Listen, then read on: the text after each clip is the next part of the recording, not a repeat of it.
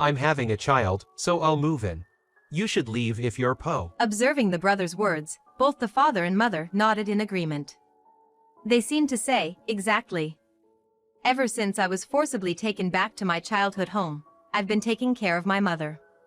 Moreover, even though I've been continuously covering living expenses, they easily abandoned me. My name is Jessica. I'm 40 years old. I've heard my name means to grow up cheerfully. However, when I was 15, I found out that my father's ex-girlfriend was named Jessica. Ever since, I've quietly doubted the true origin of my name. Honestly, as a kid, there are certain delicate past details about my parents I'd rather not know. They didn't really dote on me when I was young. My brother, who is 3 years older than me, is named Kent. He's smart and charming. Both my mom and dad always wanted a boy. Kent, as their first child and a boy, was loved immensely. I heard our grandparents believed the first child must be a boy, an old-fashioned thought. My mother gave birth to a boy despite facing immense pressure. With this background, my parents loved Kent more than anyone else. Well, what about me? I always got hand-me-down clothes from Kent. Even the New Year's money from grandparents had a clear disparity between us. Whenever relatives invited someone out, it was always Kent. Instead of being told to be patient because you're the elder, I was told, step back and support the boys, a puzzling way to instill ladylike behavior. I believe I was raised with a lot of discrimination. In fact, it felt like I was always many steps behind, not just one. My redeeming feature has always been my carefree nature. My parents always said, you never think about anything. If I thought too much, I might have become dark and resentful against Kent. Kent is Kent, and I am me. Our family is a bit strange, but that's okay. I decided to accept our family and didn't care about my parents' attitude. No matter the difference in treatment, I was thankful to my parents for raising me. Kent, mean when we were kids, is still my sibling. Deep down, I couldn't truly hate them. However, that sentiment wavered after a particular incident. When I was in my late 20s, my father retired. Both he and my mother, a homemaker, started living on their pension. Shortly after, my mother had a fall, leading to paralysis in her legs. She had to be cared for. With my father now retired, I thought he'd be around to help, but I was mistaken. Hey, Jessica, I can't do anything on my own, so come back home. The first thing my father said after a long time without contact was outrageous. What? That's impossible. If I return to my hometown, I can't commute to my job. Instead of saying you can't do anything, at least try to learn or practice. How dare you talk to your father like that? Just quit your job and come home. Don't you care about your mother? It's not as simple as just quitting and returning. My father has always been domineering and had my mother take care of everything for years. Now that my mother has fallen ill, he's become a helpless man, incapable of doing housework or providing care. It seems he's plotting to make me return and take my mother's place. My brother works closer to home. He should ask him instead. Why does he only try to use me now, even though he never cared much for me before? I finally moved out and have been living freely. I never thought I'd give in to him, but for some reason, he started calling my workplace. Because of this, I couldn't concentrate on my job, and my colleagues and boss started to look at me oddly due to the constant calls. I worked so hard to get this job, which I really wanted. I wanted to continue working there forever. But because of my father's relentless calls, I became stressed and it started affecting my work. I had no choice but to quit. Reluctantly, I decided to return home, only to find it in a terrible state. My father, now without a job, seemed to have nothing to do. He became obsessed with horse racing and would spend all his pension on the day it was paid. He was drinking more than before, and every morning, I'd find empty beer cans and wine glasses all over the table. I had heard that there were some savings set aside for retirement, but the household finances were in shambles. No wonder when I suggested hiring a professional caregiver, my father hesitated. The utility bills were overdue and paid only when the pension came in.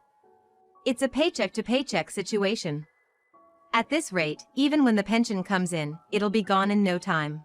So, I had to use my savings to stabilize our lives initially and then renovated the house to make it wheelchair accessible for my mother. Later, I found a job near home, left my mother in a daytime care service, and dedicated about $2,000 a month to care and living expenses. My savings, which I started accumulating since my first job, seemed to be running out. Despite working, expenses kept mounting. Meanwhile, my father neither worked nor took responsibility, constantly depending on me financially and in daily life. In a harsh term, I felt completely leeched on. Between household chores in the morning, work in the daytime, and caregiving at night, I felt I was reaching my limit. Ideally, I wanted to place my mother in a nursing facility and leave my deadbeat dad to fend for himself. This would mean all the money currently being used on my father could be saved or used for my own expenses. However, my father vehemently opposed sending my mother to a facility, and she herself seemed to rely only on me, saying, "Why should I go to a facility when you're taking care of me?" I consulted my brother, but as expected, he was indifferent. It was clear that I was the one who had to make sacrifices. And so, I found myself trapped in what felt like a prison called home. 3 years after starting this hellish cohabitation, my brother suddenly contacted me, saying, "My girlfriend is pregnant," so we got married. He then visited with his wife, whom I'd never even met before. Wow, I was looking forward to meeting Kent's sister because of the way you talked about her, but she doesn't look anything like you. She's not cute at all. As soon as she sees me, Kent's wife Miley starts laughing. Needless to say, I felt a strong aversion to her sheer rudeness. Despite it being her first visit, she walks around our home as if she owns the place. She even enters my room without permission, uses my makeup, and then says, "I like this. I'll take it." She even rummages through the cabinet where my mother's jewelry is kept and asks, "How much can you sell 18-karat gold for nowadays?" She seems a little dangerous. Definitely not a good woman. Even though they're married, I think it would be better if they split up. But both my father and mother are only concerned about wanting a grandchild, to the point where they seem clueless, and I can't help but envy them a little. The thought of being related to this woman scared me a bit. My bad premonition came true on that very day. But I'm so nervous about raising a child for the first time. I wish someone could help me. Miley says sweetly, twirling her hair. Then you should live here. Said my dad, who had been staring at Miley's chest the whole time, suggesting this with a lecherous look. Really? Are you sure? Of course. As my parents and brother and his wife are getting excited about living together, I couldn't help but ask, "What will we do about the lack of rooms?" You can move out. What? I was shocked by my father's words. That's a good idea. You should hurry up and leave. Can you move out soon? It might sound self-praising, but I believe I've been very dutiful to my parents. Yet, they're so quick to turn their backs on me. Hold on. I can't just be thrown out like this. I've been paying for Mom's caregiving, and I don't even have the money to move. What about Mom's care? I'll give you the money for caregiving or whatever. Thanks to working at a major company, not some small local business like you. I'm not struggling for money. All right, Jessica. Go to your room and pack up your things. Move out by today. He patted me on the back as if to usher me towards my room. He looked pleased, as if he found a quality new host to leech off. Move out by today, he says, but it's snowing outside. I don't have any money. Where am I supposed to live from now on? Why? This doesn't make sense, does it? Without thinking, I voiced my true feelings. This isn't a joke, you're so naive, Jessica. Listen, I won't say it twice. We're moving in because I'm having a child. The Poe should leave. Taken aback, I instinctively looked at my parents, even to my mother, who I had desperately cared for all these years. I want to be with my grandchild. Just accept it. She said, smiling as if guiding me to acceptance. Come on, leave. Saying so, he hastily packed up my room's belongings into a bag. At least wait a few days. Until I find a place to live. But they forcibly dragged me by the arm and threw me out of the house. No matter how many times I rang the doorbell, they ignored me. Tossed around by my parents and finally by my brother. My life isn't their toy. Even when treated coldly as a child, I always smiled. It was my self-defense. But both my parents and brother misunderstood, thinking I could handle anything. This isn't a joke. Don't mess with me. Crying, I left my family home and wandered the streets aimlessly. Finally, I found a cab and sought refuge in an internet cafe. When I contacted a friend living in town, she miraculously offered to let me stay for a while. True friends are indeed priceless. With her support, I managed to save enough to live alone again. I haven't saved enough to leave town, but I don't want any more ties with my family. I decided to leave the state once I saved more. But one day, my father and brother came to see me. They had apparently found my address from some official records. May I help you?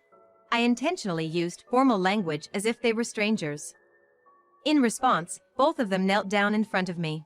I'm sorry. He pleaded in a tearful voice. Please, help us. We need to kick Kent's wife out of the house. When I asked for an explanation, they said the situation at home had deteriorated significantly. I don't want to live with you, stingy lot. Laughing, Miley had apparently kicked my brother and parents out of our family home.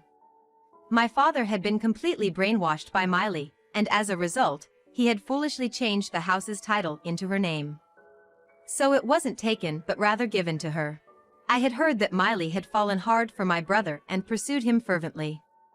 But even back then, I felt something was off. My brother, who had become hairy in adulthood and practiced judo, was chubby and far from handsome. Why would Miley, a slender and attractive woman who could have her pick of men, fall for him? I always wondered. It turned out she was after his money, and she had other men in her life. While the child's father was supposedly my brother, she continued to have affairs even after their marriage.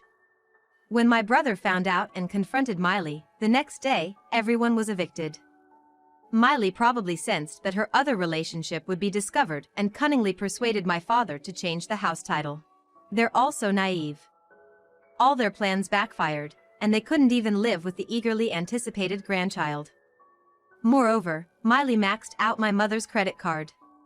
By the time they realized, she had already bought electronics and precious metals. I always had a bad feeling about her, so I wasn't very surprised. It was more like, I knew it. As far as I'm concerned, I have neither parents nor a brother. Who are you again? At that moment, the faces of my father and brother went pale. Are you going to abandon us too? Your mother can't even get in a wheelchair now. She's bedridden. Don't you feel sorry for her after she was kicked out? He shouted. It was you who wanted to be with your grandchild and kicked me out. Mom told me to give up, so I gave up on being part of your family. Isn't it your fault, Dad, for changing the house's title? My father was silent, grinding his teeth. Wait, Jessica. We're family, let's help each other. My brother extended his hand, but I brushed it off. You ignored my calls when I repeatedly asked for help during Mom's care. And now you're saying this? Well, that's... My brother hesitated, looking guilty. My father shouted in his place. Forget about Kent. Don't you have any gratitude for your parents? Have you forgotten all we did for you? You ungrateful child. Hearing this, I lost my temper. Glaring at them with fury. I appreciated what you did for me, which is why I quit the job I loved and returned home. I even spent money and renovated the house to make it comfortable. I put up with so much, yet because of your selfishness, I was kicked out. Do you really expect me to just say thank you? We apologized for that, didn't we? Oh, so apologizing makes everything okay? Well then, I'm sorry too, for leaving you guys behind. I apologize, but I won't help. Since I apologized, you have to forgive me, right? How can you be so cheeky, even as a daughter? As my father lunged at me, I quickly defended myself using the self-defense techniques I learned at school.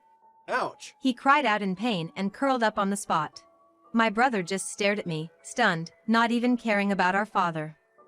I took the purifying salt that was by the entrance and threw it forcefully at both of them. I wished it would get in their eyes as they screamed and covered their faces. Stop showing me those greedy faces and get out.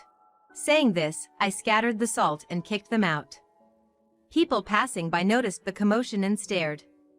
Normally, I would have felt embarrassed, but I was too angry to care.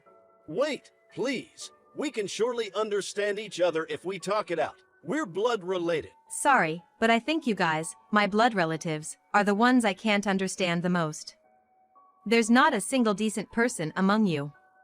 The only sane one is me. Please, never come near me again. Before they could open their eyes, I managed to distance myself from them. I kept throwing salt and yelling without any hesitation. Listen, I'll say this one last time. Never ever approach me again. I consider all of my family dead. So, if something happens to you, I won't visit you in the hospital or attend your funerals. I gave them one last fierce glare and slammed the front door shut. Yet, they still lingered at the front door. I want to talk. He said, sitting down, but I'll call the police. And just like that, both he and my brother were gone. After that, I received several letters from my father. It seems that my parents took refuge at my mother's younger sister's place. The letters were pitiful, begging for help. But from my perspective, I felt sorry for the aunt who suddenly had to accommodate the elderly couple. In the third letter, it was mentioned that my father was pushing the caregiving responsibilities onto my aunt. This led to a fight with her husband, resulting in them being kicked out. Now, they are renting a cheap apartment and are back to fighting with my brother's wife. They aim to reclaim the family home. They probably can't afford to hire a lawyer. Considering they changed the property title themselves, they probably don't stand a chance. My brother, still separated but not divorced from his wife, had an affair. He became the cheating husband. The woman he was involved with is a friend of his wife's. It seems like a trap, but there's no evidence. Consequently, the divorce discussions are at a standstill. My brother claims his wife's affair ruined the family and is demanding compensation. His wife argues, there's no evidence I cheated while raising our child, but my husband did. She seems to be asking for a hefty compensation, property division, and child support. Since neither of their affairs can be proven, the divorce discussions are going nowhere. As for me, I met a man at one of my jobs and we got married. It was a workplace romance, so we were wary of being seen dating in public. Instead, we rented apartments near each other. We spent most of our days at one or the other's place, essentially living together. Then, one day, Oh, this actress is getting married. Should we? that casual proposal, as if we were just heading to a convenience store, remains a fond memory. We're both down to earth, not into grand gestures.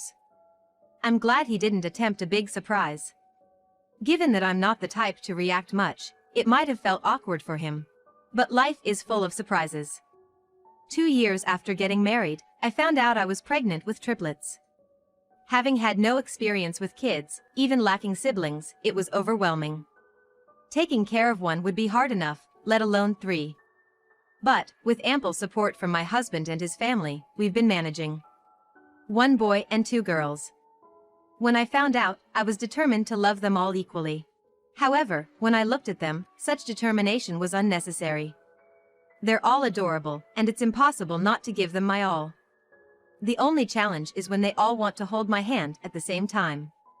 I've turned it into a game. We'll switch after 100 steps. However, kids are fickle. Suddenly, they'd say, I want to hold hands with Daddy today. To the children, it seems both their mom and dad love them equally, which is a joy. I hope to continue building a family where everyone, true to my name, shines brightly in happiness.